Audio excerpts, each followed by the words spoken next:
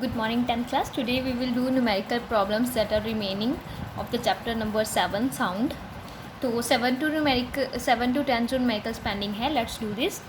First one जो 7th है, a man standing between two cliffs produce a sound and hears two successive echoes at interval of 3 seconds and 4 seconds respectively. Calculate the distance between two cliffs. The speed of the sound on the air is 330 meter per second. तो numerical में given क्या है कि एक person है, एक man है जो खड़ा हुआ है दो क्लिफ्स के बीच में. ठीक है, दो क्लिफ्स है उनके बीच में खड़ा हुआ है और वो जब उसने साउंड प्रोड्यूस की है, ठीक है, तो साउंड तो हर तरफ ट्रैवल करेगी ना. मान लो ये वहाँ यहाँ पे खड़े होके चिल्ला रहा है तो साउंड तो इधर भी ट्रैवल करेगी या इधर भी ट्रैवल करेगी. ठीक है, जब वो एक साइड उसको फिर दो इको सुनाई देंगी, एक तो इधर टकरा के जो वापस आएगी, एक जो इस क्लिफ से टकरा के वापस आएगी. तो उसको दो इको सुनाई दी है, एक 3 सेकंड के बाद और एक 4 सेकंड के बाद सुनाई दी है. ठीक है, दो इकोज़ हैं एंड उन्होंने बोला है कि यहाँ से लेके यहाँ तक क्लिफ में जो डिस्टेंस है वो कितना है वो फाइंड करना है हमने. और speed of sound in air जो है वो गिवन है आपको. ठीक है, एक तो दिया गया है टाइम, जिस टाइम के बाद आपको इको सुन रही है.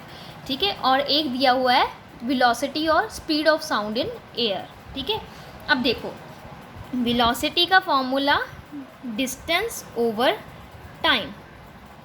ठीक है, पहले हम एक साइड का क्लिफ ले लेते हैं. मान लो इस साइड पे जो क्लिफ से साउंड ट्रेवल की है वो 3 सेकंड में जाके वापस आई है और इस साइड से 4 सेकंड टाइम में वापस आई है. ठीक है, तो देखो जब हम इन साइड की बात करेंगे तो इस साइड पे डिस्टेंस क्या आएगा. मान लो ये डिस्टेंस है d1 और ये डिस्टेंस है d2. ठीक है, हमें पता नहीं है values, we have to find these values. हमने क्या कर दिया, दो क्लिफ्स हैं उसके बीच में कहीं पे भी मैन खड़ा हुआ है. ठीक है, तो उसने जब साउंड उसने चिल्लाया है तो इको प्रोड्यूस हुई है. इस साइड से इको यहाँ से यहाँ पे वापस आई, यहाँ से गई और टकरा के 3 सेकंड पे उसके पास वापस आ गई. तो यहाँ से मैन से क्लिफ का डिस्टेंस d1 है. तो डिस्टेंस जो है क्लिफ और पर्सन का तो d1 है, लेकिन साउंड ने डिस्टेंस कितना कवर किया है यहाँ पे 2d1, क्योंकि वो पहले गई फिर वापस आई. ठीक है, जब दूसरी साइड पे साउंड ने ट्रेवल किया है, ठीक है, राइट साइड पे, तो यहाँ से यहाँ तक डिस्टेंस साउंड ने यहाँ से यहाँ तक आके फिर वापस आना. ठीक है, तो ये डिस्टेंस d2 है, यहाँ से पर्सन से क्लिफ तक डिस्टेंस d2 है, लेकिन साउंड ने कितना डिस्टेंस कवर किया 2d2, क्योंकि वो एक बार गई है और दूसरी बार वापस आई है. तो टोटल 2d2 डिस्टेंस उसने कितने टाइम में कवर किया है 4 सेकेंड्स में. ठीक है, तो जब हमने लेफ़्ट साइड पे फॉर्मूला लगाना है d1 इधर वाली साइड पे, इस साइड पे क्या आ गया आपका वेलोसिटी क्या होती है डिस्टेंस अपॉन टाइम. तो डिस्टेंस क्या आ गया वेलोसिटी इनटू टाइम. ठीक है, यहाँ पे डिस्टेंस कितना है 2d1 वेलोसिटी कितनी है साउंड की 330 metre per second into time कितना लिया है उसने 3 सेकेंड. और d1 की वैल्यू क्या आ गई 330 इंटू 3 डिवाइड बाई 2, ये d1 की वैल्यू आ गई. ठीक है, यहाँ से लेके लेफ़्ट साइड पे जो क्लिफ है वहाँ तक का डिस्टेंस आ गया. ठीक है, सिमिलरली राइट साइड का अगर हमने फाइंड करना है तो वहाँ पे क्या आ जाएगा, राइट साइड के लिए 2d2 is equal to distance velocity into time. Velocity क्या है 330, एयर की स्पीड की साउंड की वेलोसिटी दी है ना 330 इंटू टाइम कितना लगा है इस साइड पे 4. ठीक है, 4 सेकेंड. तो d2 क्या आ गया 330 इंटू 4 डिवाइड बाई 2. इन दोनों इक्वेशन से हमने d1 एंड d2 की वैल्यू निकाल ली. पर्सन से लेके लेफ़्ट साइड तक की क्लिफ का डिस्टेंस आ जाएगा, पर्सन से लेके राइट साइड की क्लिफ का डिस्टेंस आ जाएगा. और अगर हमने दोनों क्लिफ का डिस्टेंस निकालना होगा तो हम d1 प्लस d2 करेंगे.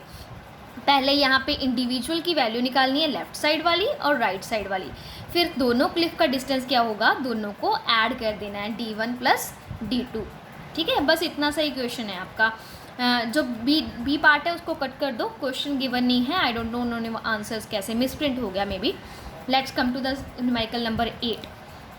नेक्स्ट क्या है, a man standing 25 metre away from the wall. एक पर्सन, ये वॉल है, एक पर्सन यहाँ पे खड़ा हुआ है, वॉल के कितने दूर खड़ा है 25 मीटर दूर खड़ा हुआ है वॉल के, एंड रिसीव्स अ साउंड. ठीक है। यहाँ पे उसने कुछ बोला होगा तो उसको साउंड बाद में इको की फॉर्म में, रिफ्लेक्टेड साउंड मतलब इको रिसीव हुई है उसको। अब उसने क्या किया है, फर्स्ट में उसने पूछा है कि कैलकुलेट द टाइम, ये पता करो कि साउंड यहाँ से गई तो रिफ्लेक्ट होके वापस आई है, इतने में टाइम कितना लगा है ये फाइंड करना है हमने, और स्पीड हमें बताई गई है 350 मीटर। तो सिमिलरली डिस्टेंस क्या है, यहाँ से यहाँ तक का डिस्टेंस तो 25 है, लेकिन साउंड कितना डिस्टेंस कवर करेगी, पहले जाएगी 25 मीटर जाएगी, 25 मीटर वापस आएगी, तो टोटल डिस्टेंस कितना कवर करेगी, 50 मीटर। ठीक है, तो डिस्टेंस उसने 50 मीटर कवर किया है। आपको क्या दिया है, velocity 350 metre per second given है। टाइम कैसे निकालोगे, velocity is equal to distance over time. जब टाइम निकालना है तो टाइम क्या आ गया, टाइम को उस साइड ले जाओ, क्रॉस मल्टीप्लाई करोगे तो टाइम क्या आ गया, डिस्टेंस ओवर वेलोसिटी। वेलोसिटी इधर आ गई, टाइम उस साइड चले गया, तो ये सीधा फॉर्मूला लगाना है। डिस्टेंस की वैल्यू यहाँ पे क्या लेनी है, डिस्टेंस क्या है, यहाँ से यहाँ तक जाना फिर वापस आना, तो कितना आएगा 50। अगर आप इसको d ले रहे हो ना, ये डिस्टेंस को d, तो यहाँ पे 2d लिखोगे। ठीक है, ये ले लो, डिस्टेंस क्या है, मैन एंड वॉल के बीच में d डिस्टेंस है, लेकिन साउंड कितना डिस्टेंस कवर करेगी, 2d, that is equal to twice of 25, that is 50 metre. ठीक है, और divide by velocity 350 metre per second, उनको पुट करो तो आपके पास टाइम की वैल्यू आ गई 0.14 सेकेंड। ठीक है, ये दोनों पुट किए हुए हैं। सेकेंड पार्ट में है will the man be able to hear the distinct echo, give a reason for your answer. अब देखो, उसने बोला है कि यहाँ से यहाँ तक साउंड रिफ्लेक्ट होके आई है, तो क्या इको सुनाई देगी, तो आंसर हमारा क्या है, यस। ठीक है, रीज़न क्या है, हमने पढ़ा है कि एक जब कोई पर्सन खड़ा होता है और जो ऑब्स्ट्रैकल होता है यहाँ से साउंड ने रिफ्लेक्ट करना होता है, उनके बीच में मिनिमम डिस्टेंस कितना होना चाहिए, 17.2 मीटर होना चाहिए। अगर इतना डिस्टेंस होगा तभी इको, साउंड के रिफ्लेक्ट होने से इको प्रोड्यूस होगी। ठीक है, मतलब जहाँ से साउंड प्रोड्यूस हो रही है, सोर्स ऑफ साउंड, और जहाँ से रिफ्लेक्ट होनी है, उनके दोनों के बीच में डिस्टेंस मिनिमम कितना होना चाहिए, 17.2 मीटर। इससे ज़्यादा हो सकता है, लेकिन अगर इससे कम होगा फिर इको नहीं प्रोड्यूस होगी। अगर यहाँ पे 10 मीटर डिस्टेंस हो, या 11 मीटर हो, 12 हो, 17 भी हो, ठीक है, तो साउंड इको प्रोड्यूस नहीं होगी। ठीक है, तो क्या है कि मिनिमम डिस्टेंस 17.2 होना ही चाहिए। यहाँ पे कितना है, 25 मीटर, तो ज़्यादा है ना डिस्टेंस, इससे ज़्यादा हो सकता है तो साउंड प्रोड्यूस होगी, लेकिन इससे कम नहीं होना चाहिए। ठीक है, तो इस केस में हम बोलेंगे यस, साउंड प्रोड्यूस होगी, बिकॉज क्या है, सोर्स ऑफ साउंड में और जो इससे जहाँ से रिफ्लेक्शन होनी है साउंड की, उनके बीच में मिनिमम डिस्टेंस 17.2 मीटर होना चाहिए, लेकिन यहाँ पे फिर 25 है, दैट इज़ मोर देन 17.2, तो इको प्रोड्यूस होगी। जहाँ अगर डिस्टेंस लेना है तो इस फॉर्म में लेते हैं, अगर टाइम लेना है तो 0.1 सेकेंड से ज़्यादा टाइम के बाद अगर साउंड सुनाई देगी ना हमें, ठीक है, तो क्या है, वो इको प्रोड्यूस होगी। देखो यहाँ पे आप खड़े हो, आप बोल रहे हो, तो वो आवाज़ आपके कान पे जा रही है, ठीक है, और एक रिफ्लेक्ट होके वापस आके आपके कानों में जाएगी। अगर यहाँ पे जो आवाज़ आप बोल रहे हो और आपके कानों में जा रही है, और जो आवाज़ रिफ्लेक्ट होके आपके कान में जाएगी, अगर उन दोनों के बीच में डिफरेंस, टाइम डिफरेंस 0.1 सेकेंड से ज़्यादा है, तभी आपको आपकी आवाज़ और इको डिफरेंट सुनाई देंगी। अगर उनमें टाइम डिफरेंस 0.1 से कम है तो आपकी आवाज़ और आपकी इको दोनों ओवरलैप कर जाएंगी, जिसके कारण आपको इको सुनाई नहीं देगी, आपको एक ही आवाज़ सुनाई देगी जो आपने बोली हुई है। इको आपको फील ही नहीं होगी कि इको प्रोड्यूस हो रही है। ठीक है, सो अगर 0.1 सेकेंड से ज़्यादा टाइम डिफरेंस हो between your original sound and the sound that is reflected, अगर उनके बीच में टाइम इंटरवल 0.1 से ज़्यादा होगा, तो आपको आपकी आवाज़ और आपकी इको अलग अलग सुनेंगी, तो आपको पूरा प्रॉपर पता चलेगा कि कब आपको इको दोबारा रिपीट हो रही है, आवाज़ दोबारा रिपीट हो रही है इको की फॉर्म में। ठीक है, तो इस केस में टाइम क्या है, 0.14 है, 0.1 से बड़ा है ना, ज़्यादा है, यस, तो डिस्टेंस भी 17.2 से ज़्यादा है, तो इस केस में इको प्रोड्यूस होगी। ठीक है, next come to the numerical number 9। Numerical 9 में क्या है, a man stands at the distance of 68 metre from the cliff and fires a gun. अब एक पर्सन है, ठीक है, यहाँ पे एक क्लिफ है कोई भी, ठीक है, और यहाँ पे पर्सन है खड़ा हुआ है, उनके बीच में डिस्टेंस कितना है, 68 मीटर है, और यहाँ से उसने एक गन को फायर किया है। ठीक है, अब उसने कहा है कि कितने टाइम बाद आपको इको सुनाई देगी। ठीक है, डिस्टेंस आपको 68 मीटर उसने मैन में और क्लिफ में बताया हुआ है। अब कितने टाइम बाद आपको इको सुनाई देगी? अगर स्पीड ऑफ साउंड एयर में कितनी है? 340 मीटर। अब आपको स्पीड मतलब वेलोसिटी ले लो, दी हुई है ना, और डिस्टेंस क्या है? 68। अब डिस्टेंस जो है आपको वो ह्यूमन में, पर्सन में और क्लिफ में दिया हुआ है, लेकिन साउंड कितना डिस्टेंस कवर करेगी? जाएगी वापस आएगी, मतलब 68 + 68 या 2 × 68 आप लिख लो। ऐसे लिख लोगे तो टोटल डिस्टेंस ये आएगा आपका मीटर्स में। ठीक है, ये आपने डिस्टेंस लेना है, ये आपकी वेलोसिटी है। टाइम का फॉर्मूला जैसे हमने यहाँ पे क्या है? 2d/v, तो 2d क्या है? 2 × 68 डिवाइड बाय वेलोसिटी 340। सीधा अप्लाई करो, आपको क्या है? टाइम पता चल जाएगा कितने टाइम बाद आपको आपकी इको सुन रही है। नेक्स्ट उसने बी पार्ट बोला है कि अगर जो आदमी है वो 12 मीटर दूर खड़ा हो जाए। अब तो 68 मीटर डिस्टेंस पे था ना क्लिफ से मैन। अब क्या है, अगर वो आगे मूव कर जाए और उसके और क्लिफ के बीच में डिस्टेंस जो है वो 12 मीटर ही रह जाए बस, तो फिर क्या इको प्रोड्यूस होगी? तो आंसर है, the answer is no, because cliff में और ह्यूमन में डिस्टेंस एटलीस्ट 17.2 मीटर होना चाहिए। 17.2 मीटर या इससे ज़्यादा होगा distance between the source of the sound and the reflector.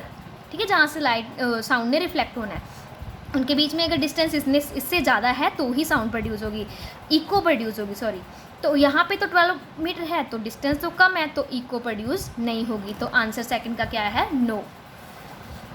Next आ जाओ, न्यूमेरिकल नंबर 10। न्यूमेरिकल 10 में क्या है? A man standing in front of vertical cliff fires. A gun एक वर्टिकल क्लिफ है कोई, ठीक है, उसके सामने एक मैन जो है वो खड़ा हुआ है। He hear the echo after 3 second. उसने कुछ बोला होगा, ठीक है, उसकी साउंड यहाँ से यहाँ तक ट्रेवल की, तो उसने 3 सेकेंड के बाद अपनी इको को सुना है। ठीक है, अब क्या है, अब वो क्या किया उसने, वो थोड़ा सा आगे की तरफ मूव कर गया, क्लिफ के थोड़ा सा नज़दीक पहुँच गया। ठीक है, थोड़ा सा इतना सा मूव किया होगा। कितना मूव किया उसने? यहाँ से लेके यहाँ तक, मतलब पहले जिस पॉइंट से था उसके बाद वो 82.5 metre towards the cliff move कर गया है। ठीक है, तो क्या है? On moving closer to the cliff by 82.5 metre. 82.5 metre cliff के क्लोज पहुँच गया है। पहला डिस्टेंस उन्होंने नहीं बताया, हम पहला डिस्टेंस क्या मान लेते हैं? डी। टाइम हम उसने बताया था कि जब इनिशियल पोजीशन पे था तो हम लेंगे इनिशियल पोजीशन पे है तो उसमें और डिस्टेंस क्लिफ में डिस्टेंस कितना है? डी। तो उसको जब वो यहाँ से बोला तो उसकी अपनी इको 3 सेकेंड बाद सुनाई दी। अब वो क्लिफ की टूवर्ड्स क्लिफ मूव कर गया। कितना डिस्टेंस मूव किया है? 82.5। अब उसके और क्लिफ के बीच में कितना डिस्टेंस रह गया? पहले डी था, इतना मूव कर गया, तो डिस्टेंस कितना रह गया उसके और क्लिफ के बीच में after moving 82.5, D minus 82.5 metre. अब इतना रह गया है। ठीक है, जब वो इतना मूव कर गया तो उसे अपनी इको 2.5 सेकेंड बाद सुनी। जब वो इतना मूव करके यहाँ पे मतलब मूव करके आके चिल्लाया तो उसको अपनी इको कितने टाइम बाद सुनाई दी? 2.5 सेकेंड। जब वो डी डिस्टेंस पे था तो इको 3 सेकेंड में सुनाई दी है। अब डी माइनस 82.5 मीटर पे खड़ा है वो, ठीक है, क्लिफ से इतना डिस्टेंस पे खड़ा है तो उसको अपनी इको 2.5 सेकेंड में सुन रही है। ठीक है, तो अब उसने कहा है कैलकुलेट करो कि डिस्टेंस उसके और क्लिफ के बीच में कितना है जब वो इनिशियल पोजीशन पे था। इनिशियल सबसे पहले जितनी जहाँ पे था, ठीक है, उस पोजीशन पे ये डी डिस्टेंस कितना है। ठीक है, ये हमने पहले पॉइंट में फाइंड करना है। अब हमने क्या किया, हमने दोनों केसेस में कहा कि दोनों केसेस में पहला केस ये है। पहले केस में मैं यहाँ लिख रही हूँ केस 1, जब डिस्टेंस डी था और टाइम कितना लगा? 3 सेकेंड लगा। ठीक है, इको प्रोड्यूस होने में। वेलोसिटी साउंड की क्या थी? v थी। ठीक है, सेकंड केस में जब डिस्टेंस हो गया इतना तो उसको टाइम लग रहा है अब 2.5 सेकेंड। वेलोसिटी साउंड की v ही रहेगी क्योंकि एयर में सारा हो रहा है ना, तो वेलोसिटी ऑफ साउंड सेम रहेगा v। ये दोनों केसेस हैं। अब इन दोनों केसेस को हमने यूज़ करना है और हमने फाइंड करनी है v की वैल्यू। वैसे तो हमें पता है कि एयर में वेलोसिटी की स्पीड की वेलोसिटी कितनी होती है, लेकिन यहाँ पे हमें वैल्यू निकालनी है। ठीक है, और एक डिस्टेंस d भी निकालना है। हमने पहले इस कंडीशन पे हमने velocity is equal to distance upon time वाला फॉर्मूला लगाना है। फर्स्ट केस में वेलोसिटी क्या आ गई? 2d upon time. ये फर्स्ट केस यहाँ पे यूज़ किया है हमने। ठीक है, तो वेलोसिटी क्या आ गई? 2d upon time. ये 2d हमने क्यों लिया, क्योंकि एक बार साउंड जाएगी फिर वापस आएगी, तो 2d अपॉन टाइम। तो स्पीड या वेलोसिटी के आगे 2d अपॉन टाइम कितना है 3। ये फर्स्ट केस हमने लिख दिया। अब यहाँ पे हमने सेकंड केस वाली इक्वेशन बनानी है। सेकंड केस में क्या है, velocity is equal to distance upon time. इस केस में डिस्टेंस कितना था, d माइनस 282.5, लेकिन हमने ट्वाइस लेना है क्योंकि एक बार जाएगी और एक बार साउंड टकरा के वापस आएगी। Twice of d minus 82.5 divide by time कितना लगाया यहाँ पे 2.5। ये किसकी वैल्यू आ गई, वेलोसिटी की। ठीक है, अब हमारे पास ये दो इक्वेशंस आ गई। अब इन दोनों इक्वेशंस में देखो बच्चे, यहाँ पे भी वेलोसिटी की वैल्यू है, स्पीड वेलोसिटी ऑफ या स्पीड ऑफ साउंड, ये भी स्पीड ऑफ साउंड है, दोनों सेम है। देखो लेफ्ट हैंड साइड दोनों इक्वेशंस की सेम है, तो जब लेफ्ट हैंड साइड सेम है तो हम राइट हैंड साइड को इक्वल रख लेंगे, ये और ये दोनों को इक्वल रख लेंगे। बिकॉज अगर दो इक्वेशंस में दोनों की लेफ्ट हैंड साइड इक्वल होती है तो उनकी राइट हैंड साइड भी इक्वल आएगी। जब इक्वल आएगी तो ये आ गया। अब मैंने d की वैल्यू निकालनी है तो मैं क्या करूँगी, क्रॉस मल्टीप्लिकेशन। क्रॉस मल्टीप्लिकेशन करके मैंने सॉल्व की d की वैल्यू, तो that is equal to 495 metre. तो यहाँ से यहाँ तक डिस्टेंस कितना आ गया, 495 मीटर। अब मैंने वेलोसिटी, सेकंड पॉइंट में क्या बोला उसने, वेलोसिटी ऑफ साउंड भी निकालो। d मैंने निकाल ली, जो फर्स्ट में पूछा था distance between the cliff and the man in the initial position, वो मैंने निकाल लिया। अब उसने पूछा है वेलोसिटी ऑफ साउंड भी निकालो, तो यहाँ पे v is equals to 2d/3 है। v is equals to 2, d की वैल्यू मैंने निकाल ली 495 डिवाइड बाई 3। मैंने सीधा ये फॉर्मूला यूज़ करके इसमें d की वैल्यू पुट करके वेलोसिटी की वैल्यू निकाल ली। ये आ गई आपकी वेलोसिटी ऑफ साउंड। ठीक है बच्चे, your solve numericals are complete. तो आपने क्या करना है, जो नेक्स्ट पेज पे, पेज नंबर 187 पे जो अनसॉल्व न्यूमेरिकल हैं, try to solve these numericals. मैं वैसे